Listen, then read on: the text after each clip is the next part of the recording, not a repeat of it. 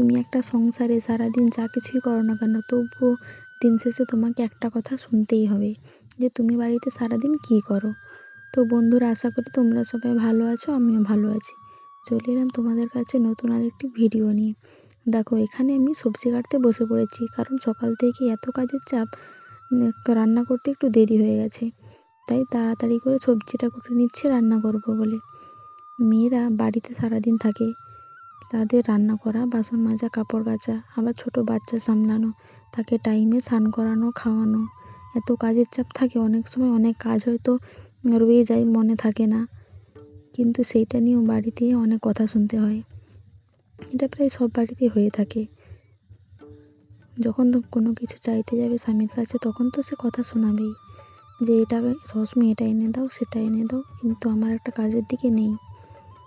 তোমরাই বলো, সব কিছু সামলাতে হলে কিছু না কিছু তো একটা বাদ রয়েই যায়। এভাবে তো আমার সংসারে হয়েই থাকে, টুকিটাকি। তোমাদের কার কার হয় তা আমি বলতে পারবো না, হয়তো হতে পারে অনেকের সাথে।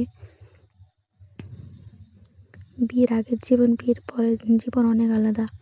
আগে বাবাকে একটা জিনিস চাইলে দুটো এনে দিত, কিন্তু বিয়ের পরে স্বামীকে চাইতে গেলে 100 টাকা চাইতে গেলেও এখন 10 বার কৈফিয়ত দিতে হবে।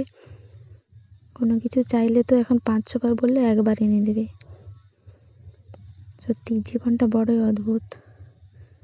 মাঝে মাঝে খুব খারাপ লাগে, প্রচুর বাবা মার কথা মনে হয়। তোমাদের কি মনে হয় জানিও অবশ্যই।